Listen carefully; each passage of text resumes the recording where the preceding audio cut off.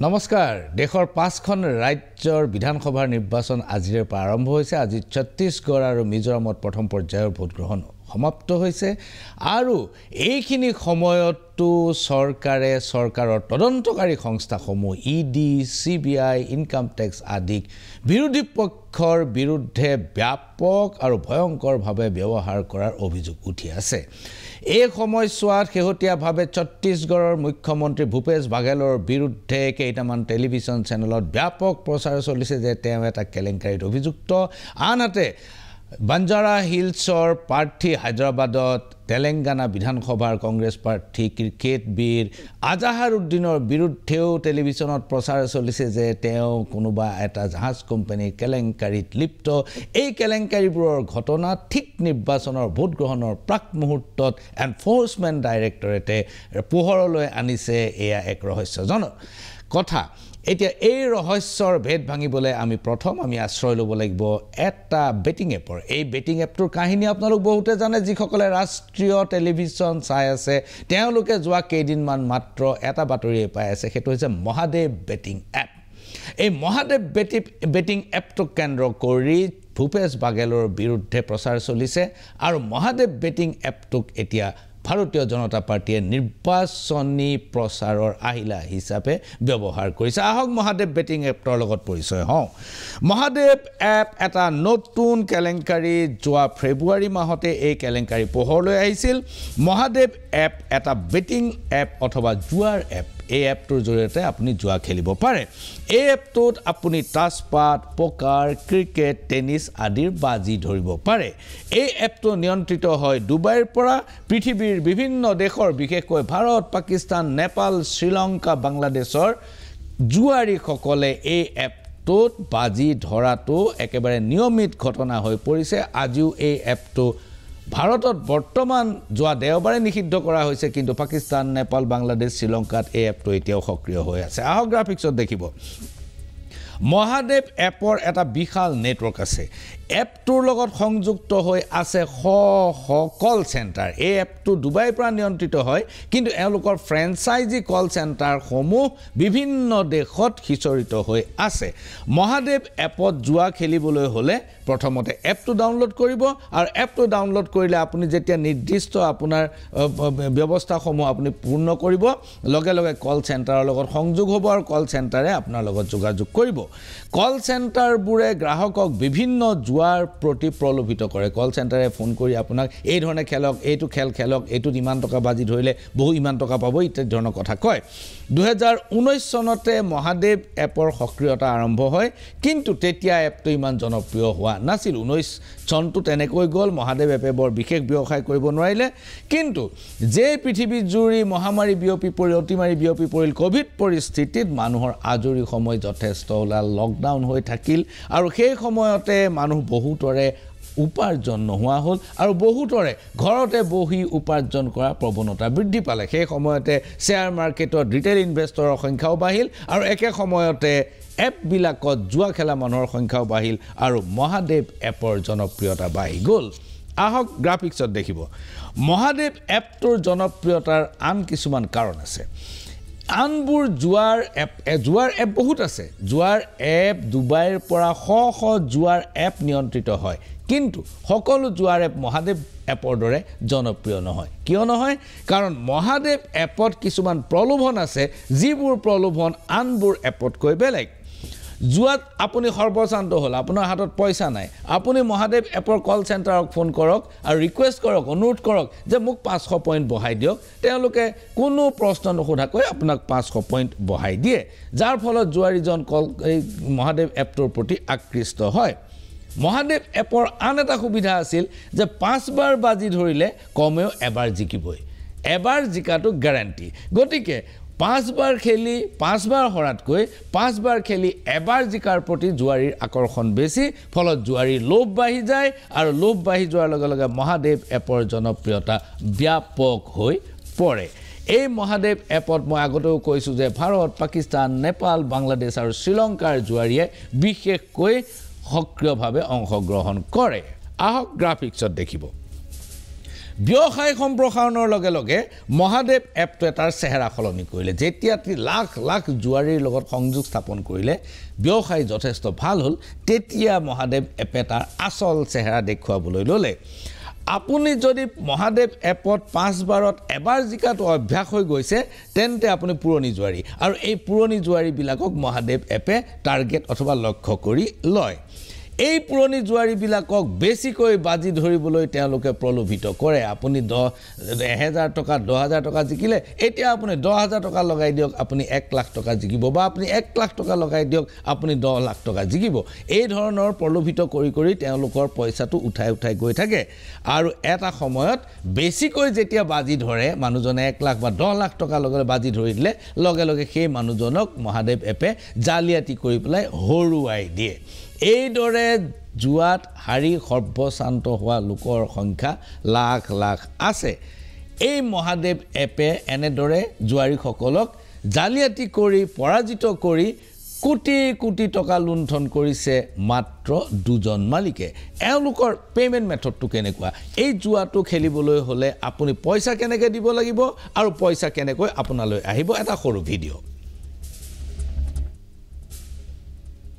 app है तो आप वहाँ पर जाकर साइन अप कर सकते हैं पैसे आप लोड कीजिए और उसके बाद बाकी आप बेटिंग लगाइए जो जीते आप विड्रॉ कीजिए अब यहाँ पे क्या था कि इनको पता था कि कभी ना कभी प्रॉब्लम हो जाएगी हम पकड़े जाएंगे इसीलिए इन्होंने फ्रेंचाइजी मॉडल पे बेटिंग ऐप शुरू किया जहाँ पर जो भी पर्सन इसकी फ्रेंचाइज लेगा उसको फिर अपने एरिया में इस ऐप को प्रमोट करना है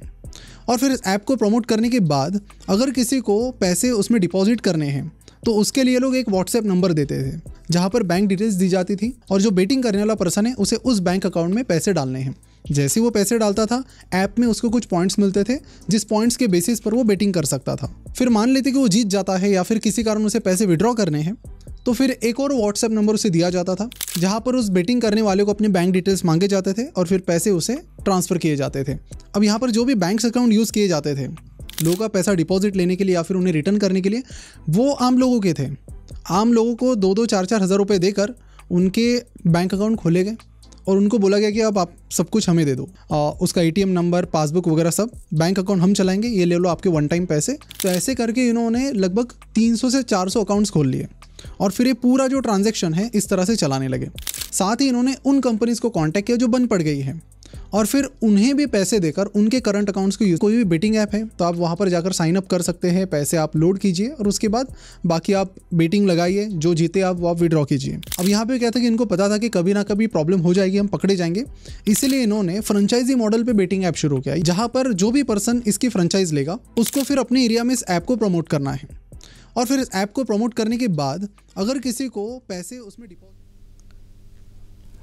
সেয়া আছিল মহাদেৱ এপৰ পেমেন্ট মেথডৰ কাৰবাৰটো আসলতে ঘটনাটো হৈছে কি যে যেতিয়া ভাৰতবৰ্ষত যেহেতু ইলিগেল গতিকে এই বেআইনী ব্যৱস্থাটো কেনেকৈ তাৰ সুৰুঙা উলিয়াই এপটো চলাব পাৰি ইয়াৰ পেমেন্ট মেথডটো আৰু ইয়াৰ যেটো আপোনাৰ ডেলিভাৰী মেথড সেই মেথডটো সম্পূৰ্ণ তেওঁলোকে নিজাববীয়াকৈ কৰি লৈছে আহক গ্ৰাফিক্সত দেখিব মহাদেৱ এপৰ জুৱাৰীসকলক একোটা বেংক একাউণ্ট নম্বৰত টকা জমা দিবলৈ কোৱা হয় যিসকলে বেট লগাব খোজে তেওঁলোকক এটা হোৱাটছআপত এটা একাউণ্ট নম্বৰ দিয়া হয় আৰু আন এটা পৃথক একাউণ্টৰ পৰা জুৱাৰীজনে জুৱাত জিকা ধন লাভ কৰে অৰ্থাৎ যিটো একাউণ্টত তেওঁ ধন জমা দি জুৱাত বাজি ধৰিছে একেটা একাউণ্টৰ পৰা তেওঁ জুৱাত জিকা ধন ৰাখি লাভ নকৰে দুটা পৃথক পৃথক একাউণ্টৰ পৰা কৰা হয় এই গোটেই একাউণ্টবোৰ ভুৱা এইবোৰ কৰে কি কিছুমান নিৰক্ষৰ মানুহৰ নামত কিছুমান দুখীয়া নিৰক্ষৰ মানুহৰ নামত এই একাউণ্টবোৰ খোলা হয় তেওঁলোকে এই একাউণ্টবোৰত কি ধৰণৰ লেনদেন হৈছে একো গম নাপায় তেওঁলোকৰ ATM পাছবুক চেকবুক যি য'ত বেংক ডিটেইল আছে সকলোখিনি মহাদেৱ এপৰ ফ্ৰেঞ্চাইজি সকলে হস্তগত কৰি লয় যিসকলে কল চেণ্টাৰ চলাই তেওঁলোকে হস্তগত কৰি লয় আৰু এই একাউণ্টবোৰত যিবোৰ টকা জমা হ'ল এই জমা হোৱা টকাখিনি ভাৰততে উদ্ৰ কৰা হয় অৰ্থাৎ ইয়াত নগদ কৰি পেলাই নগদ ধন বেংকৰ পৰা উলিয়াই লৈ যোৱা হয় এই নগদ ধন ৰাখি যিখিনি নগদ আহিলে কোটি কোটি টকা এই নগদ ধন ৰাখি তেওঁলোকে হাৱালা ব্যৱস্থাৰ জৰিয়তে ডুবাইলৈ পঠায় হাৱালা আপোনালোকে জানে যে এনেকুৱা এটা ব্যৱস্থা যে ভাৰতৰ হাৱালা এজেণ্টক টকাখিনি দি দিলে তেওঁ আপোনাক এটা কোড নম্বৰ দিব 101 ধৰি লওক 101 সেই 101 নম্বৰটো লৈ ডুবাইত যদি হাৱালা এজেণ্টজনক কোৱা হয় যে মই 101ৰ প্ৰতিনিধি তেতিয়া আপুনি ভাৰতত জমা দিয়া ধনখিনি সম্পূৰ্ণ আদায় পাব ডুবাইত একেখিনি সম পৰিমাণৰ ধন কেৱল মাত্ৰ এটা সামান্য পাৰ্চেন্টেজ হাৱালা বেপাৰীসকলে কাটি ৰাখে কমিশন এই কমিশন হিচাপে কাটি ৰাখে এইটোৱে হৈছে হাৱালা লেনদেনৰ ব্যৱস্থা এই হাৱালা ব্যৱস্থাৰ জৰিয়তে নগদ ধন ডুবাইলৈ গুচি যায় আৰু এই নগদ ধন ৰাখি যিখিনি বেংক একাউণ্টত জমা হ'ল জুৱাৰীসকলৰ পইচা তাৰ 30% কল চেণ্টাৰ সমূহে লাভ কৰে আৰু 70% গুচি যায় দুজন মহাদেৱ এপৰ মালিকলৈ এই মহাদেৱ এপৰ মালিকসকল কোন ইতিমধ্যে আপোনালোকে নিশ্চয় জানিব বিচাৰিব যে এই ঘটনাটোৰ আঁৰত থকা মানুহ কিজন কোন কোন আহক গ্ৰাফিক্সত দেখিব মহাদেৱ এপৰ মালিক দুজন হৈছে সৌৰভ চন্দ্ৰাকৰ সোঁফালৰজন আৰু ৰবি উপ্পল বাওঁফালৰজন দুয়োজনে ছত্তীশগড়ৰ ভিলাই অঞ্চলৰ বাসিন্দা আছিল তেওঁলোক ভিলাই অঞ্চলতে ডাঙৰ দীঘল হোৱা ল'ৰা সৌৰভ চন্দ্ৰকাৰ সোঁফালৰজন তেওঁৰ বয়স এতিয়া মাত্ৰ 28 বছৰ 2023 চনত তেওঁৰ বয়স মাত্ৰ 28 বছৰ ভিলাইত দুয়োজনৰে আসলতে সৌৰভ চন্দ্ৰকাৰৰ এখন ফলৰ দোকান আছিল ফলৰ ৰসৰ দোকান আছিল আৰু ৰবি উপ্পলৰ আছিল এখন টায়াৰ ৰিপেয়াৰিং কৰা দোকান এই দুয়োজনে দোকান চলাই আজৰি সময়ত জুৱা অনলাইন জুৱা খেলে তেওঁলোকে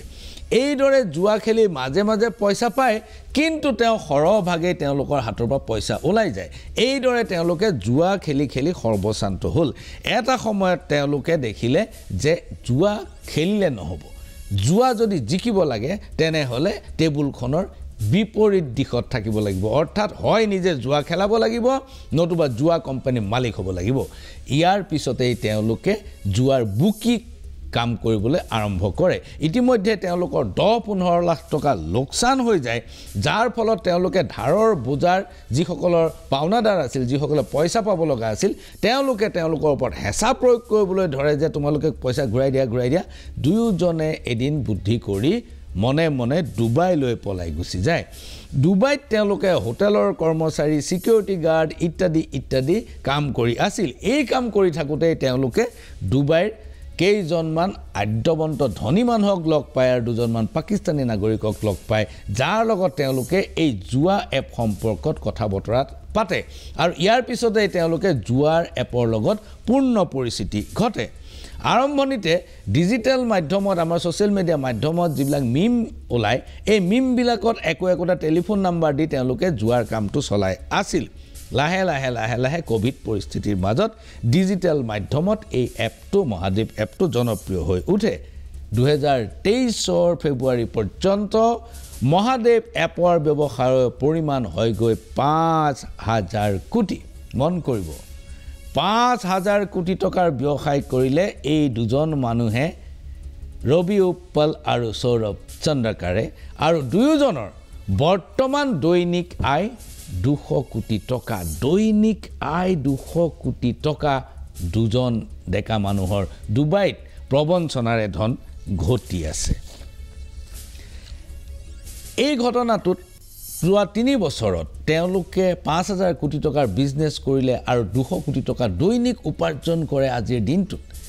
সেই দুজন মানুহ ধৰা পৰিল কেনেকৈ তাত সৌৰভ চন্দ্ৰকাৰে এটা ভুল কৰি পেলালে আহক গ্ৰাফিক্সত দেখিব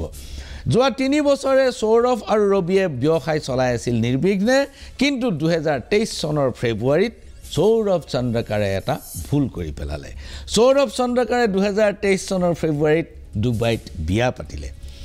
এই বিবাহ অনুষ্ঠান ডুবাইত অনুষ্ঠিত হৈছিল বিবাহৰ যিটো ব্যয় বাহুল্য এইটোৱে সকলোৰে চকু কপালত তুলিলে সৌৰভে প্ৰায় 5 দিনীয়া বিয়াখনত 200 কোটি টকা খৰচ কৰিলে 200 crore 200 কোটি টকা তেওঁৰ বিয়াত খৰচ কৰিলে বিয়াৰ বাবে 42 কোটি টকা ব্যয় কৰি ডুবাইৰ ৰাছ আল খাইমা নামৰ এখন সাংঘাতিক বিলাসী হোটেল তেওঁ বুক কৰিলে ছত্তীশগড়ৰ পৰা বেচৰকাৰী বিমান ভাড়া কৰি পৰিয়াল পৰিজনক ডুবাইলৈ লৈ যোৱা হ'ল সৰ্বোপৰি বলিউডৰ তাৰকা শিল্পীৰ উপস্থিতিয়ে সকলোকে আচৰিত কৰে বলিউডৰ একেবাৰে উচ্চ পৰ্যায়ৰ শিল্পী এই সৌৰভ চন্দ্ৰকাৰৰ বিয়াত নৃত্য পৰিবেশন কৰিবলৈ গৈছিল সৌৰভ চন্দ্ৰকাৰৰ বিয়াত উপস্থিত থাকি অনুষ্ঠান পৰিবেশন কৰিছিল ৰণবীৰ কাপুৰ শ্ৰদ্ধা কাপুৰ হুমা কুৰেশী হিনা খান আদিয়ে ইয়াৰ উপৰিও অনুষ্ঠান পৰিবেশন কৰিছিল বিশাল দদলানী টাইগাৰ শ্ৰফ সানি লিয়ন নেহা কাক্কৰ নুসৰত বাৰুচা আদি শিল্পীয়ে এই ব্যয়বহুল বিয়াখনে সকলোৰে চকু কপালত তুলিল আৰু ভাৰতীয় তদন্তকাৰী সংস্থা এনফোৰ্সমেন্ট ডাইৰেক্টৰেটৰ তদন্তৰ আকৰ্ষণ কৰিলে এনফোৰ্সমেন্ট ডাইৰেক্টৰেটে দেখিলে যে এইটো ইমান টকা কেনেকৈ পাইছে এজন কোন মানুহ যি ইমান টকা খৰচ কৰি এই ইমান হেৰি কৰিব পাৰে আহক তদন্ত আৰম্ভ হ'ল ইডিৰ আৰু ইডিয়ে গোটেই নেটৱৰ্কটো লাহে লাহে বুজি পালে সৌৰভ চন্দ্ৰকাৰৰ বিয়াৰ যিখন 200 কোটি টকা খৰচ কৰিছিল সেই বিয়াখনৰ এটা সৰু ভিডিঅ' চাই লওঁ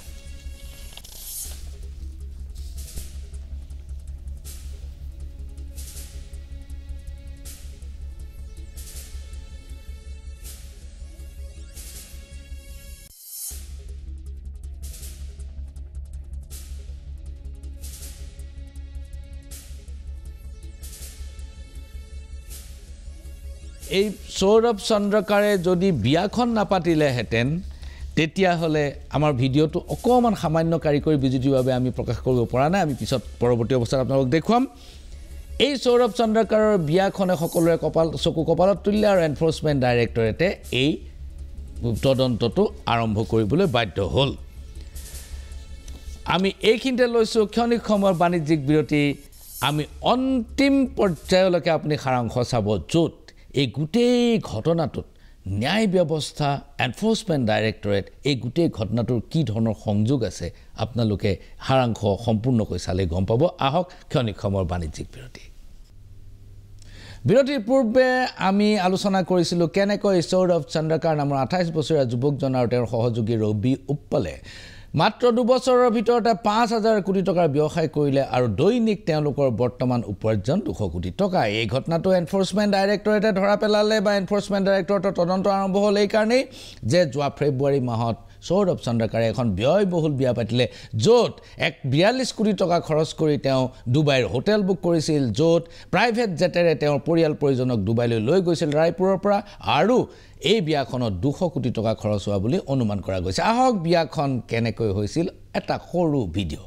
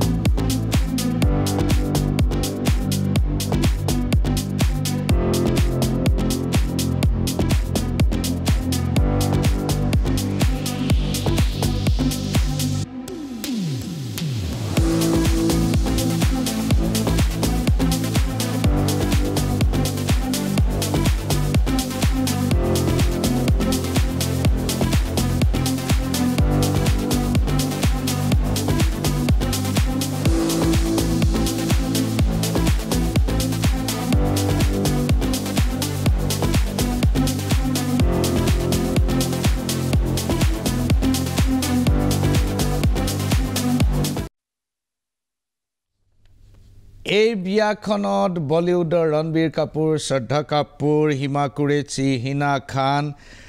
বিশাল দদলানী টাইগাৰ শ্ৰফ সানি লিয়ন নেহা কাক্কৰ নুসৰত বাৰুচা আদিয়ে তাত অনুষ্ঠান পৰিবেশন কৰিবলৈ গৈছিল 100 কোটি টকাৰ কাৰবাৰ আৰু এনফোৰ্সমেন্ট ডাইৰেক্টৰেটে তদন্ত আৰম্ভ কৰিলা গ্ৰাফিক্সত দেখিব এনফোৰ্সমেন্ট ডাইৰেক্টৰেট অৰ্থাৎ ইডিয়ে তদন্ত কালতে প্ৰথম এটা পৰিবহন সংস্থাক তালাচি চলাই যিটো সংস্থাই সৌৰভ চন্দ্ৰকাৰৰ বিয়ালৈ প্ৰাইভেট জেটখনৰ যোগান ধৰিছিল ইয়াৰ পিছতে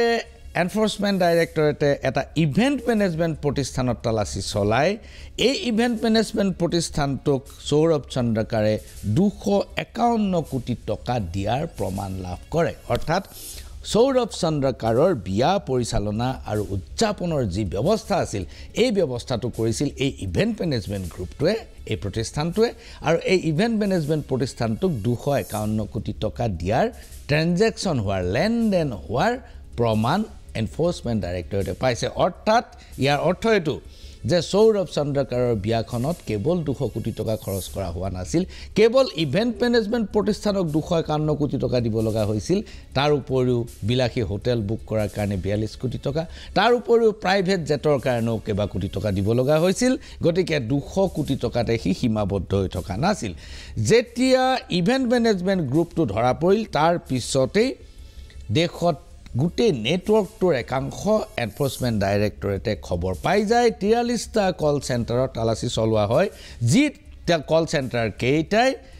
এই মহাদেৱ এপৰ লগত প্ৰত্যক্ষভাৱে সংযোজিত হৈ আছিল মহাদেৱ এপক প্ৰমোট কৰিছিল মহাদেৱ এপৰ হৈ ধন সংগ্ৰহ কৰিছিল আৰু মহাদেৱ এপৰ হৈ প্লাই ধন তাত ডেলিবা ধন জুৱাৰীসকলক দিছিল দেশত তালাচী আৰু গ্ৰেপ্তাৰ হৈছে আমাৰ ভাৰতত মহাদেৱ এপৰ বিৰুদ্ধে তালাচী হৈছে গ্ৰেপ্তাৰ হৈছে কিন্তু নেপাল পাকিস্তান বাংলাদেশ শ্ৰীলংকাত মহাদেৱ এপ এতিয়াও সক্ৰিয় এনফোৰ্সমেণ্ট ডাইৰেক্টৰেটে ইয়াত তদন্ত চলাই আছে আৰু মহাদেৱ এপৰ বেপাৰ দৈনিক চলি আছে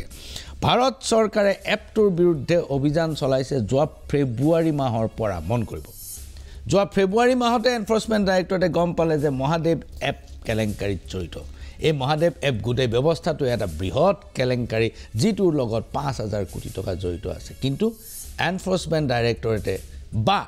ভাৰত চৰকাৰে পৰহি পৰ্যন্ত যোৱা দেওবাৰ পৰ্যন্ত এই এপটো চলি থাকিবলৈ দিলে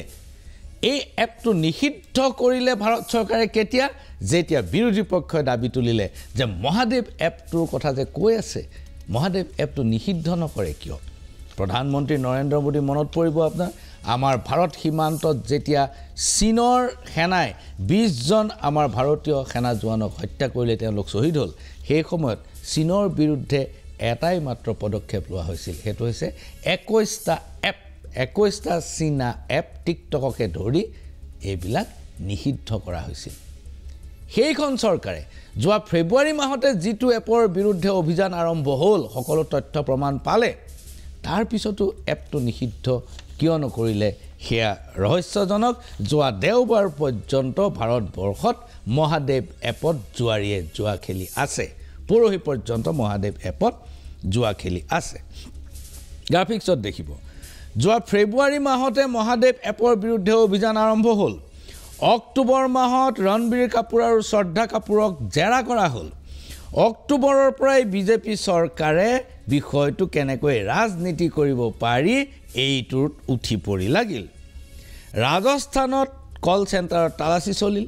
আৰু তালাচী চলোৱাত এজন বুকি ধৰা পৰিল তাত বহুত মানুহ ধৰা পৰিছে তাৰ ভিতৰত এজন বিশেষ বুকি আছে এই বুকিজনক সাক্ষী হিচাপে লৈ লোৱা হ'ল হাতত মন কৰিব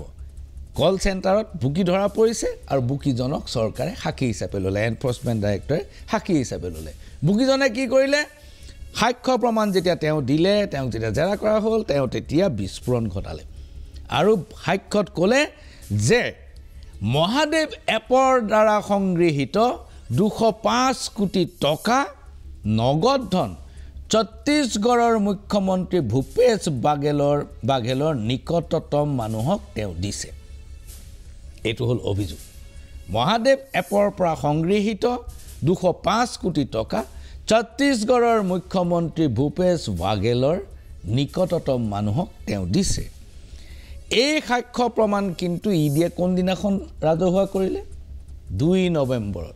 আৰু ছত্তীশগড়ত প্ৰথম পৰ্যায়ৰ নিৰ্বাচন কেতিয়া 7 নৱেম্বৰ আজি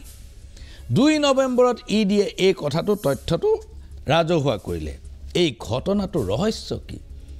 ফেব্ৰুৱাৰী মাহত এপ ধৰা পৰিল অক্টোবৰত শ্ৰদ্ধা কাপুৰ ৰণবীৰ কাপুৰক জেৰা কৰা হ'ল তেতিয়াও ভূপেশ বাঘেলৰ নাম নাই কিন্তু যেতিয়া ইলেকশ্যনৰ সময় উপস্থিত হ'ল ভোট গ্ৰহণৰ সময় উপস্থিত হ'ল আৰু অন্তিম পৰ্যায়ৰ নিৰ্বাচনী প্ৰচাৰ সমাপ্তিৰ আগে আগে 2 নৱেম্বৰত তেওঁলোকে ঘোষণা কৰিলে যে ভূপেশ বাঘেলক 205 কোটি টকা দিয়া হৈছে এই যে অন্তিম সময়ৰ নিৰ্বাচনী প্ৰচাৰ শেষ হ'ল তাৰ পিছত আৰু ভূপেশ বাঘেলক ক'বলৈ তেওঁৰ স্পষ্টীকৰণ দিবলৈ কোনো সুযোগ নাই কাৰণ ইতিমধ্যে ইলেকশ্যন কেম্পেইন শেষ আজিৰ দিনটোত টেলিভিছনে কেৱল ভূপেশ বাঘেলৰ বিৰুদ্ধে সাক্ষ্য চলি আছে কাৰণ 7 তাৰিখ আজি নিৰ্বাচন হৈ গ'ল কালি চলিল আজি চলিল আৰু চলিব আজিৰ দিনটোত মনীষ সিসোদিয়া সত্যেন্দ্ৰ জৈন সঞ্জয় সিং কাৰাৰুদ্ধ হৈ আছে অৰবিন্দ কেজৰিৱালক ইডি আৰু সিবিআই সমন জাৰি কৰিছে সাংবাদিক প্ৰবীৰ পুৰকায়স্থ পিএমএলএ কেছত অভিযুক্ত হৈ ইউপিপিএ কেছত জেল খাইছে মন কৰিব তেওঁৰ বিৰুদ্ধে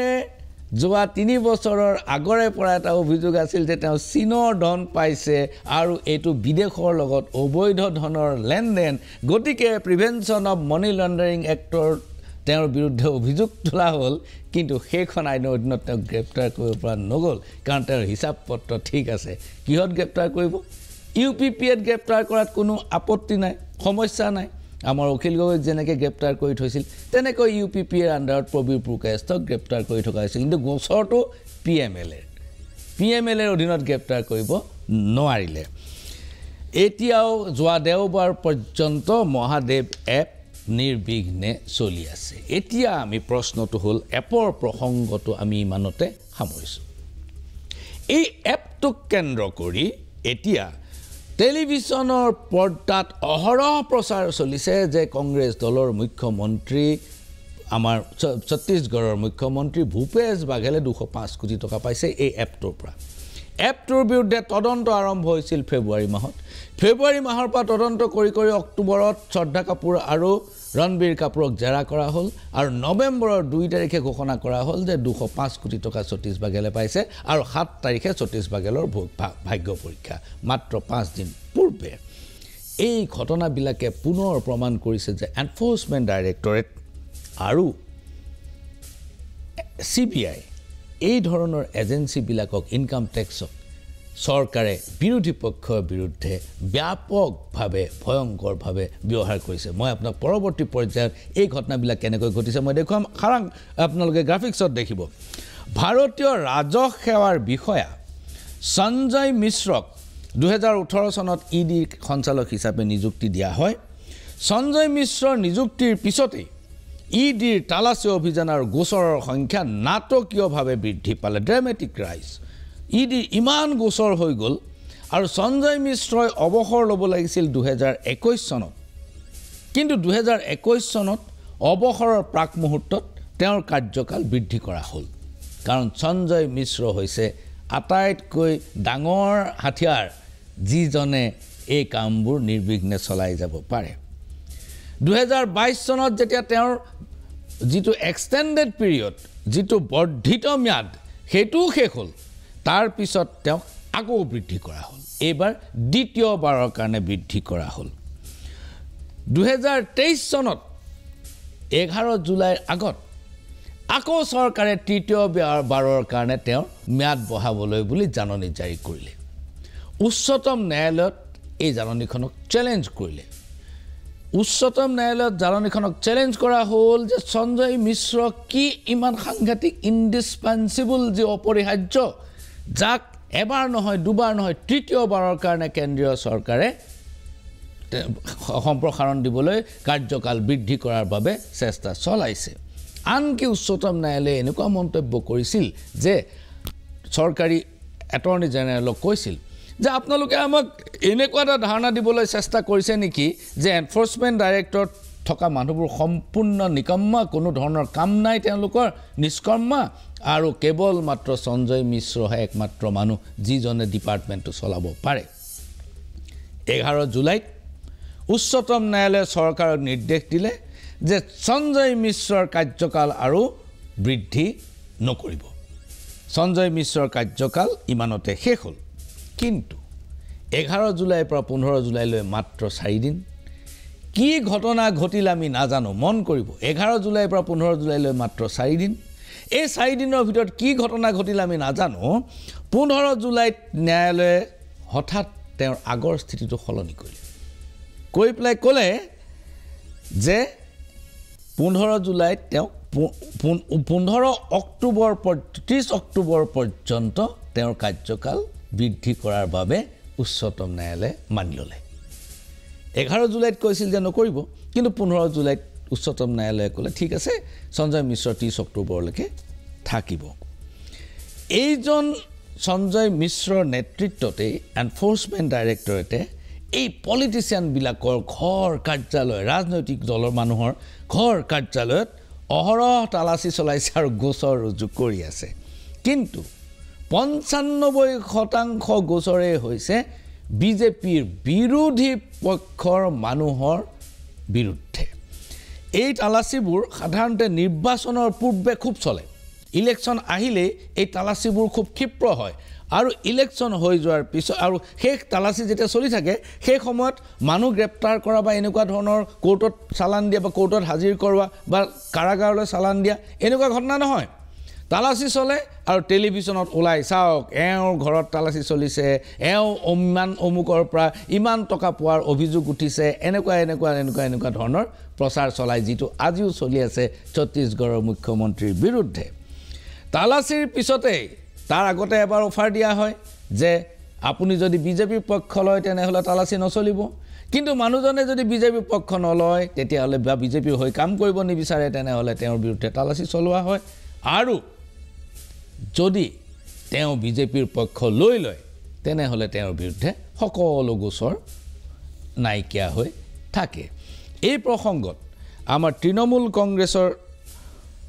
ৰাজ্যিক সভাপতি ৰিপুন বৰাই যোৱা শুক্ৰবাৰে সংবাদ মাধ্যমক কি কৈছিল এবাৰ শুনি লওঁ আহক 19 আৰু 2023 এই 4টা বছৰ আৰু 24 হলে 5 বছৰ হৈ যাব এই 4টা বছৰত ভাৰতত ইডি আৰু সিবিআই যিমানবিলাক গোচৰ ৰুজু কৰিছে তেওঁলোকে অকল ৰাজনৈতিক নেতাৰ বিৰুদ্ধে নহয় এজে হ'ল তেওঁলোকে যিমান গোচৰ ৰুজু কৰিছে তাৰ ভিতৰত 95% গোচৰ একমাত্ৰ বিৰোধী দলৰ নেতাবিলাকৰ বিৰুদ্ধে একমাত্ৰ বিৰোধী দলৰ নেতাবিলাকৰ বিৰুদ্ধে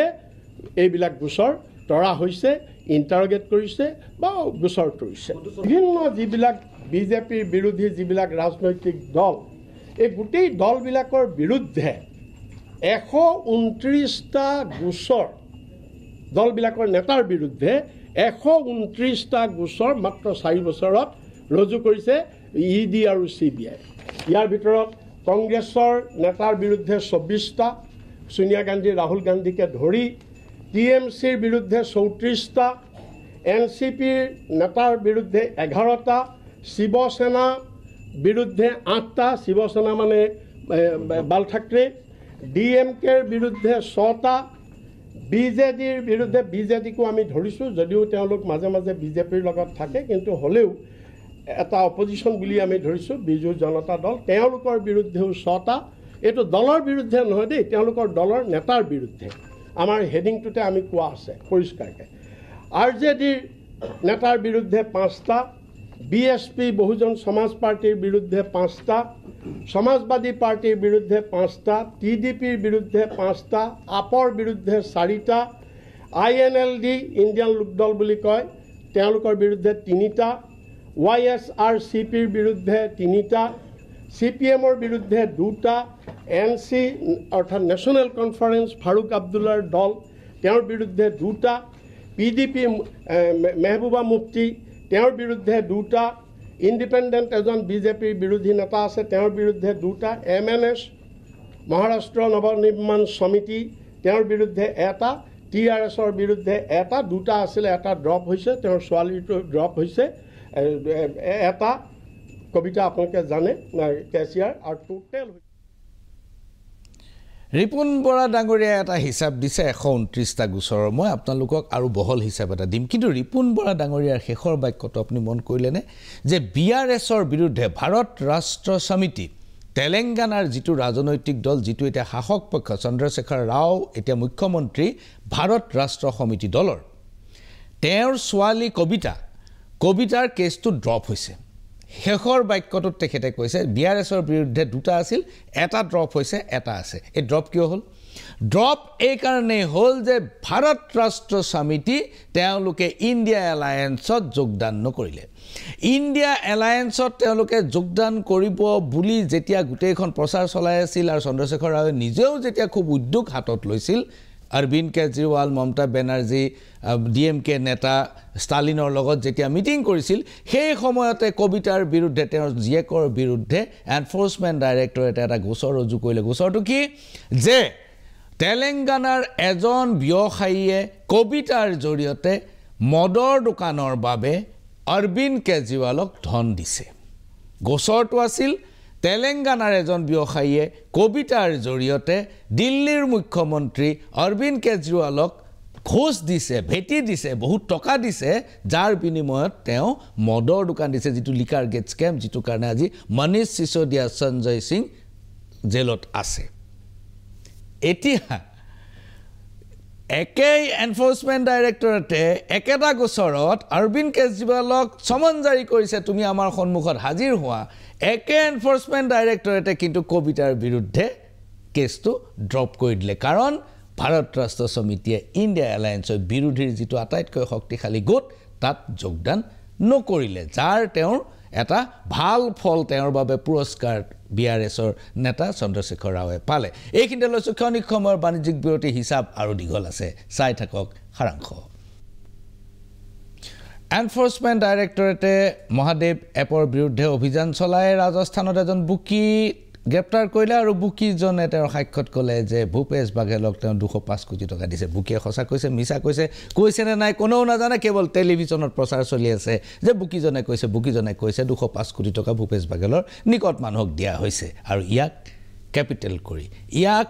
এটা মূল বিষয় কৰি ছত্তীশগড়ত প্ৰচাৰ চলাইছে স্বয়ং প্ৰধানমন্ত্ৰী নৰেন্দ্ৰ মোদীয়ে আহক চাই লওঁ সেই ভিডিঅটো সৰু ভিডিঅ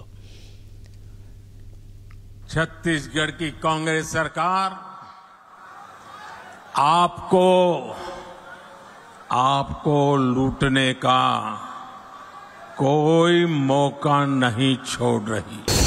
इन्होंने तो महादेव के नाम को भी नहीं छोड़ा है 2 दिन पहले ही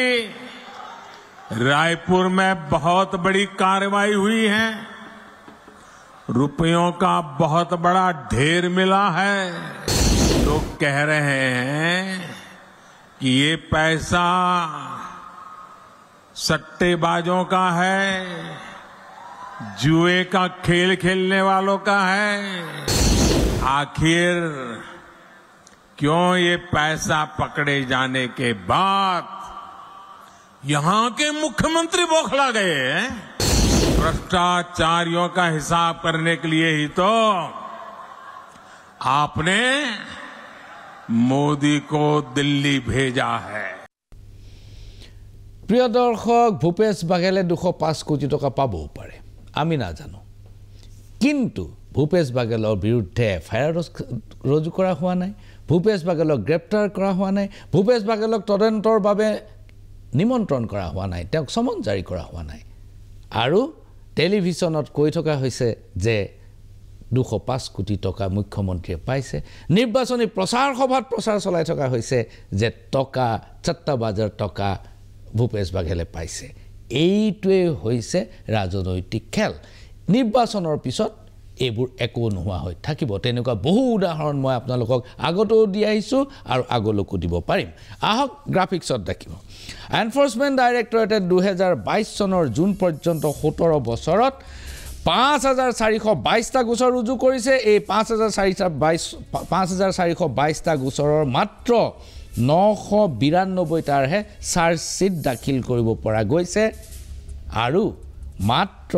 23 টা গোচৰতহে দোষী সাব্যস্ত হৈছে 5422 টা গোচৰৰ ভিতৰত মাত্ৰ 23 টা গোচৰত মানুহক দোষী সাব্যস্ত কৰিছে এনফোৰ্সমেন্ট ডাইৰেক্টৰেটৰ গোচৰত অৰ্থাৎ চাৰ্জ शीटৰ সংখ্যা 0.5% 1% নহয় 1%ৰ আধা এয়া হৈছে এনফোৰ্সমেন্ট ডাইৰেক্টৰেটৰ গোচৰৰ নমুনা যোৱা 15 জুলাই যোৱা 15 জুলাইত কেন্দ্ৰীয় বিত্তমন্ত্ৰীয়ে সংসদত দিছে আমোদজনক তথ্য EDA prevention of money laundering act PMLৰ অধীনত তালাচী চলাই গ্ৰেপ্তাৰ চলাই ৰুজু কৰে 2011 চনৰ পৰা এই বছৰ ফেব্ৰুৱাৰী পৰ্যন্ত চৰকাৰে দিয়া তথ্য আৰু আমোদজনক 2011 চনৰ পৰা 2022 চনৰ ফেব্ৰুৱাৰী পৰ্যন্ত EDA নতুনকৈ 1569টা গোচৰ অনুসন্ধান কৰে এই গোচৰবোৰৰ ভিত্তিত 1700টা তালাচী অভিযান চলোৱা হয় আৰু 1569টা গোচৰ চলা অৱস্থাত 1700টা স্থানত তালাচী চলাৰ পিছত মাত্ৰ 9 জন লোকক গ্ৰেপ্তাৰ কৰিব পৰা গ'ল এআই হ'ল এনফোৰ্সমেন্ট ডাইৰেক্টৰেটৰ গোচৰৰ নমুনা ইয়াৰ অৰ্থ যেনে তেনে কিছুমান মানুহৰ ওপৰত অযথা গোচৰ জাপি দিয়া হয় আৰু ৰাজনৈতিক মুনাফা যেতিয়া শেষ হৈ যায় আদায় হৈ যায় তাৰ পিছত এই গোচৰবোৰ আৰু পাত্তা দিয়া নহয় গুৰুত্ব দিয়া নহয় আৰু এই দোষীবোৰ এনে খালাস হৈ যায় কাৰণ তেওঁলোকৰ বিৰুদ্ধে নিৰ্দিষ্ট কোনো গোচৰেই নাছিল এই কথাটো পূৰ্বতেও প্ৰমাণ হৈছে এতিয়াও প্ৰমাণ হৈছে আৰু ভৱিষ্যতেও প্ৰমাণ হ'ব এইখিনিতে লৈছো ক্ষণিক সময়ৰ বাণিজ্যিক বিৰতি চাই থাকক সাৰাংশ এনফোৰ্সমেন্ট ডাইৰেক্টৰ অথবা EDৰ গোচৰৰ নমুনা আপোনালোকে দেখিলে আৰু ED আৰু CBI যে ৰাজনৈতিকভাৱে বিৰোধী পক্ষৰ বিৰুদ্ধে ব্যৱহাৰ কৰা হৈছে এতিয়া আৰু কাৰো বুজিবলৈ বাকি নাই এই ন্যায়পালিকাৰ অৱস্থাটো কেনেকুৱা ন্যায়পালিকা মই সকলো প্ৰকাৰে সকলো সময়তে বেয়া বুলি নকওঁ অথবা তেওঁলোকৰ ভূমিকাটো মই নেতিবাচক বুলি নকওঁ কিন্তু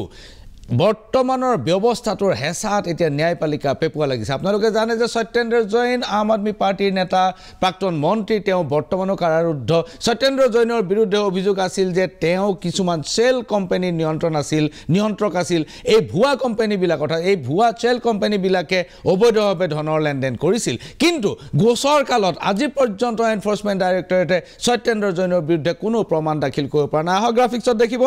গোচৰ কালত এনফোৰ্সমেন্ট ডাইৰেক্টৰেটে সত্যেন্দ্ৰ জৈনৰ বিৰুদ্ধে প্ৰমাণ দিব পৰা নাই বিশেষ আদালতৰ ন্যায়াধীশ গীতাঞ্জলি গোয়েলে কৈছে যে গোচৰটোত প্ৰাথমিক প্ৰমাণ আছে কিন্তু এই কোম্পানীবোৰ এই যে ভুৱা কোম্পানীবোৰ সত্যেন্দ্ৰ জৈনৰ দ্বাৰা নিয়ন্ত্ৰিত এই কথাৰ কি প্ৰমাণ আছে EDয়ে কেৱল লিখি দিলে এইটো কোম্পানীটো সত্যেন্দ্ৰ জৈনৰ হৈ নাযায় কোম্পানীৰ কোনোটোতে সত্যেন্দ্ৰ জৈনৰ অংশীদাৰিত্ব নাই অথবা কোনোটোৰ সঞ্চালক মণ্ডলীৰ সদস্য সত্যেন্দ্ৰ জৈন নহয় তেনেকুৱা অৱস্থাত এই কোম্পানীবোৰ যে সত্যেন্দ্ৰ জৈনৰ দ্বাৰা নিয়ন্ত্ৰিত তাৰ কি প্ৰমাণ আছে আৰু এনফোৰ্সমেন্ট ডাইৰেক্টৰেটে যিবোৰ প্ৰমাণ দিছে সেইবোৰ সকলো ফটোষ্টেট কপি তাৰ অৰিজিনেল কপিবোৰ কিয় আদালতত দাখিল কৰা হোৱা নাই এই বিষয়ত গীতাঞ্জলি গোয়েলে যেতিয়া প্ৰশ্ন কৰিলে তেতিয়া CBI ক'লে যে আমাক কিছুদিন সময় দিয়ক আকৌ CBI আহিল কোৰ্টলৈ CBI এবাৰো কোনো প্ৰমাণ পত্ৰ দাখিল কৰিব নোৱাৰিলে আৰু উচ্চ ন্যায়ালয়ত গৈ পেলাই তেওঁলোকে ক'লে যে আমি এইখন আদালতৰ পৰা গোচৰটো আন এখন আদালতলৈ নিব বিচাৰিছো অৰ্থাৎ গীতাঞ্জলি গোয়েলৰ কোৰ্টৰ পৰা গোচৰটো স্থানান্তৰ কৰা হৈছে আৰু এনফোৰ্সমেন্ট ডাইৰেক্টৰেটে নিজৰ সুবিধাজনক আদালতলৈ লৈ যোৱা হৈছে আজিকালি সুবিধাজনক আদালত আৰু অসুবিধাজনক আদালত দুটা ধৰণৰ আদালত এতিয়া হৈ গৈছে এই ঘটনাটো কিয় হৈছে প্ৰখ্যাত আইনজ্ঞ প্ৰশান্ত ভূষণে ৰাজহুৱা সভাত কি মন্তব্য কৰিছে আপোনালোকে চাই লওক আৰু এইখিনি কথাৰ পিছৰ পৰাই ন্যায়ালয়ৰ বৰ্তমান অৱস্থাটো আপোনালোকৰ সন্মুখত স্পষ্ট হৈ উঠিব আহক অধিবক্তা প্ৰশান্ত ভূষণ कि मैंने 9 करोड़ रुपए देकर घूस देकर चीफ जस्टिस को घूस देकर ये जजमेंट खरीदा है मेरे पास ये आदमी आया था उसने बोला 9 करोड़ में इसने जजमेंट खरीदा है और कल ये जजमेंट आ जाएगा आप देखिएगा और यकीनन अगले दिन वो जजमेंट आ गया कि गोगोई साहब का ही एग्जाम्पल ले लीजिए अयोध्या का जजमेंट दिया रफाइल का जजमेंट दिया और तुरंत रिटायर होने के बाद उनको राज्यसभा का मेंबर बना दिया अरुण मिश्रा को देख लीजिए इतने सारे जजमेंट अडानी के फेवर में तो उन्होंने कम से कम 40,000 करोड़ रुपया अडानी को प्राप्त करवाया कम से कम 6 जजमेंट्स दिए अडानी के फेवर में उनको रिटायरमेंट के बाद NHRC का चेयरमैन बना दिया तीसरा कारण बहुत खतरनाक कारण है बहुत खतरनाक इन्होंने सारी एजेंसीज को लगाकर सब जजेस के ऊपर डोसियर बना रखे हैं पूरे जजेस के IB CBI इनकम टैक्स सब लोगों से छानबीन कराते हैं और अगर किसी जज या उसके किसी नजदीकी रिश्तेदार के बारे में कुछ ऐसी इंफॉर्मेशन मिल जाए जिससे उसकी कोई कमजोर नब्ज को पकड़ा जा सके तो उसके आधार पर ब्लैकमेल करते हैं कह देते हैं कि देखिए हमारे पास ये है अब आप सोच लीजिए সেয়া আছিল সুখ্যাত আইনজ্ঞ প্ৰশান্ত ভূষণ তেওঁতকৈ আৰু অধিক স্পষ্টভাৱে মই ক'বগৈ নোৱাৰিম বা কোৱাটো বাঞ্ছনীয় নহ'ব সাৰাংশ ইমানতে সামৰিছোঁ নমস্কাৰ